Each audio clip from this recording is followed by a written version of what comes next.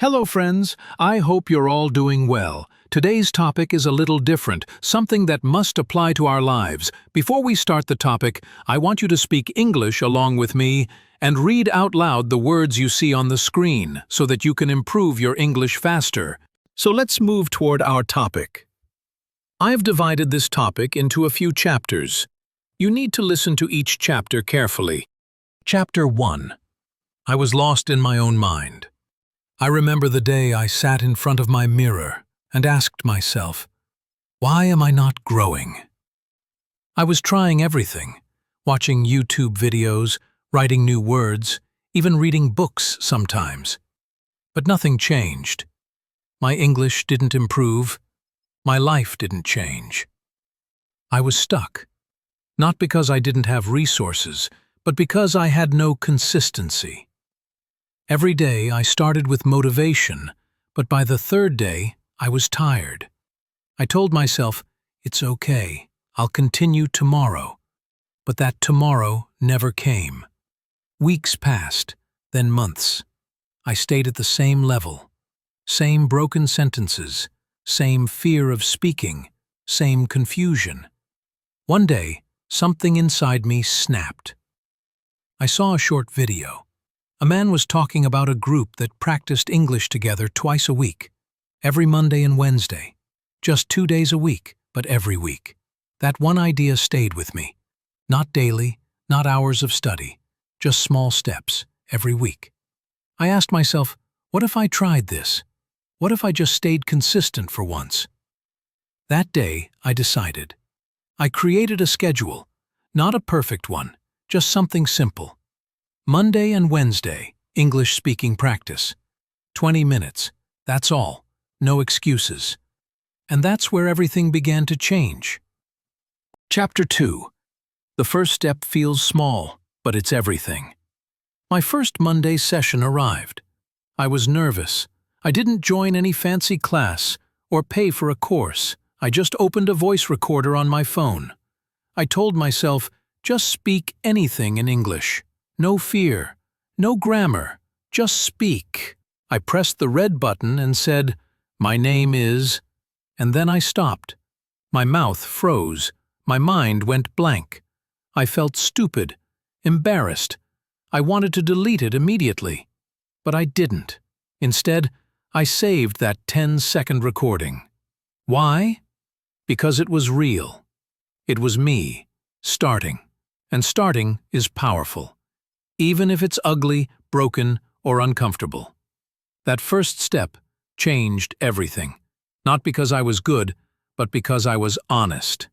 I accepted my weakness, and I promised myself I would keep going. Then came Wednesday. This time I was ready. I didn't freeze. I spoke about my day. Simple words, slow speed, but I completed 1 minute of speaking. It was still not perfect. But it was better than Monday. I felt proud. For the first time in months, I felt like I had control over my progress. Week by week I continued. Monday, Wednesday. That's it. No pressure, no punishment, just progress. Sometimes my mind said, this is too slow, you need to do more. But I ignored that voice. Because I knew now, fast never wins. Consistent does. The best part? I started enjoying it. Speaking English didn't feel like a task anymore. It became a habit, a friend, a mirror of my improvement. Looking back, I realized I didn't need motivation. I needed a system. And that system was simple. Show up every week, no matter what. Chapter 3. When life tries to break your rhythm. There were days I didn't want to continue. Some Mondays I was tired. Some Wednesdays I was busy, and some days I just didn't feel like doing anything. Life has a strange way of testing you the moment you start building something. My friends didn't understand why I was talking to myself. My family laughed when they heard me practicing English alone in my room. And there were days I looked in the mirror and thought, what's the point? I'll never be fluent. But deep inside, I remembered one thing. The only difference between winners and quitters is this. Winners don't stop when it's boring. So I didn't stop. I showed up on Monday, even when my mood was bad, even when I felt small. even when my English didn't improve that day. I showed up. That's what consistency is, not about being perfect every day, but being present every day. Some sessions were amazing, others were terrible, but all of them mattered, because every session was a vote for my future self, the fluent, confident speaker I was becoming. Chapter 4. Small wins build big confidence. I still remember the first time someone noticed my progress. It was my cousin, who lived abroad. We hadn't spoken in months, but during a video call he asked how I was doing. I answered, slowly, but clearly, in English. I didn't panic. I didn't switch to my native language. I just spoke. When the call ended, he messaged me and said, "Your English sounds better now." Just 6 words. But those 6 words felt like a trophy. I smiled for the rest of the day. Because that was my first external validation, proof that my quiet, private efforts were producing real results. Confidence doesn't come from shouting. It comes from small wins. And those wins come from showing up again and again, even when no one's watching. I wasn't fluent yet, but I was improving. And more importantly, I had started believing in myself. The next week, I tried something new. I joined a small online English group. There were only 6 people. Everyone was nervous. Some spoke fluently, others struggled like me. But for the first time, I said more than one sentence. I introduced myself. I shared what I liked. I even asked someone a question. My voice shook, but I finished. After the session, I felt like I had just climbed a mountain. It was a new kind of victory. Not because I spoke perfectly, but because I didn't let fear stop me. That's how confidence is built, not by waiting for fear to disappear, but by moving forward with fear, again and again, until fear grows smaller. Every week, my English improved a little. My vocabulary got stronger. I started understanding native speakers better. I could reply faster, and my hesitation started to disappear. Not because I studied harder, but because I practiced consistently. I wasn't chasing big results anymore. I was celebrating small ones. Speaking for 5 minutes without stopping, using a new word correctly, completing a session even when I was tired. These small wins created momentum, and that momentum gave me a reason to keep going. The journey of English learning is not measured by perfect grammar. It's measured by the number of days you showed up, tried, and didn't quit. Chapter 5. The days I wanted to quit again. Progress is not a straight line. Some days you move forward, some days you stand still, and some days it feels like you're moving backward. I faced all 3, sometimes in the same week. There were weeks when I felt powerful. My words flowed, my sentences made sense, my practice sessions felt effortless. I felt like I had cracked the code to English fluency. But then, out of nowhere, came the crash. I would forget simple words. I would fumble during conversations. I would make basic mistakes and feel ashamed. And just like that, the confidence I had built started shaking. One Friday night after a bad session, I sat quietly on my bed and thought, what's the point? I'll never speak like them. I'll never be that smooth or confident. I felt like giving up.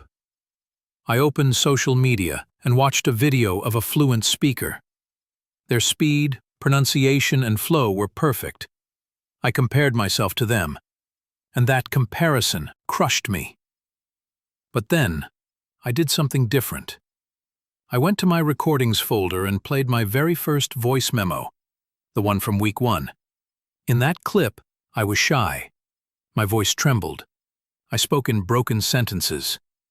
But when I compared it to my most recent recording, I noticed something important. I had improved. A lot. I was no longer the same person. I still wasn't perfect, but I was better, much better. And that progress didn't happen because of talent. It happened because I didn't quit. That moment reminded me why I started this journey. Not to be perfect, but to be better than I was yesterday. So I wiped my tears. I wrote a reminder in my journal. Never compare your beginning to someone else's middle. And on Monday, I showed up again. Chapter 6. Consistency is not motivation. It's a habit. For the longest time, I believed that I needed motivation to stay consistent. I thought, if I feel inspired, I'll practice. If I don't, I'll rest. But after a few months on this journey, I discovered the truth. Motivation is a visitor. It comes and goes. Sometimes it stays. Sometimes it disappears for weeks. But consistency? That's not built on motivation. It's built on habits. When I started treating my practice sessions like brushing my teeth or eating lunch, everything changed. I didn't ask myself, do I feel like speaking today? I just spoke. Whether I felt excited or lazy, I showed up. Because habits don't wait for moods. This shift in mindset was powerful. It removed the pressure to be perfect every time. Some days my sessions were just 2 minutes long. Other days I practiced for 15. The length didn't matter. The routine did. I began to understand that showing up was more important than performing well. Even on the days I stuttered or forgot words, I gave myself credit. Because I was there. I was trying. I was building the muscle of discipline. The interesting thing? Once it became a habit, it felt easier. Like walking on a familiar road. I didn't have to think twice. My body knew it was Monday or Wednesday, time to speak. I stopped chasing motivation and started trusting repetition. That's when real growth happened. Chapter 7.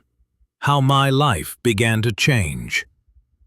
It started with small changes. I noticed I could talk to strangers with less fear. I could explain my ideas more clearly at work. I even started helping a colleague with his own English. And I realized something. I wasn't just learning a language, I was changing as a person. I became more patient, more disciplined, more confident. My English practice wasn't just helping me speak better. It was teaching me how to keep promises to myself. One day, my manager asked me to write an email to an international client. Normally, I would have panicked, but this time I stayed calm. I took my time, and I did it. Later he said, "Good job on the email." That one sentence made all my effort feel worth it. My world was slowly opening. I wasn't traveling. I wasn't attending expensive classes. I was simply practicing, 2 days a week, and my life was quietly improving. Chapter 8. People started noticing. At first, no one knew what I was doing. I never announced it. I didn't post on social media or tell my friends. I just kept practicing quietly. But after a few months, people began to notice. My friend said, "Your English is sounding much better these days. What app are you using?" I smiled and said, "No app, just consistency." Others began asking for advice. I told them what worked for me. Pick 2 days a week and speak, even for 5 minutes. Don't break the chain. That's it. Some people thought I was lucky. They didn't see the boring sessions, the tired nights, or the moments of doubt. But I didn't mind. I wasn't doing this for recognition, I was doing it for me. And the best part? I inspired others to start their own journey. My quiet consistency became someone else's motivation. That's when I knew. Change starts with you, but it doesn't have to end with you. Chapter 9. You don't need to be fast. You just need to begin. So many people wait for the perfect moment. The perfect course. The perfect plan. But that moment never comes. Because perfection is a lie. It's fear in disguise. If I had waited for the perfect time, I would still be waiting today. You don't need to be fluent to start speaking. You don't need to know 5,000 words to express yourself. You just need to begin. Right where you are, with whatever you have. Start small. Speak for 2 minutes, then 5, then 10. One day it becomes a habit. One day your tongue flows without fear. And the truth is, the journey feels long in the beginning. But once you begin, the path reveals itself. Progress is not about speed, it's about direction. If you're walking forward, even slowly, you're winning. Chapter 10. The person you become. Today, I'm not the same person I was before. Not because my English is perfect, it's still not. I still forget words. I still make mistakes. But I'm confident. I'm consistent. And that's more powerful than being perfect. This journey taught me more than grammar. It taught me how to believe in myself again, how to show up, even when I didn't feel like it, how to build something slowly, brick by brick. Fluency didn't come from a course, it came from commitment. The biggest lesson I've learned? You don't become fluent first, you become disciplined first. And discipline changes everything. So, if you're waiting for the right time, let me tell you, this is it. Pick 2 days, speak for 5 minutes, keep going. 1 year from now you won't recognize yourself, not because your English will be perfect, but because you will have become the kind of person who never gives up. The last chapter. Chapter 11. Your journey starts now. Maybe you're watching this video with fear in your heart. Maybe you've tried and failed before. Maybe you think it's too late. But listen to me, my friend. It's not too late. It's never too late to start again. The version of you that you dream about, the fluent you, the confident you, that version is not far away. It's just waiting on the other side of your consistency. You don't need to be perfect. You don't need to be fast. You just need to begin. And not stop. Speak today. Speak again tomorrow. 2 days a week. 5 minutes a day. Let the world laugh. Let your fears scream. You, just stay consistent. Because 1 year from now, you'll look back and thank yourself for not quitting. So, are you ready? Take a deep breath, hit record, and let this be the first day of the rest of your life. And if this video gave you hope, don't keep it to yourself. Share it with someone who needs it. And yes, subscribe if you haven't already. Because this journey is better when we walk together. Until next time, keep going, keep growing, and most of all, keep showing up. You've got this. Goodbye for now, and take care of yourself, my friend.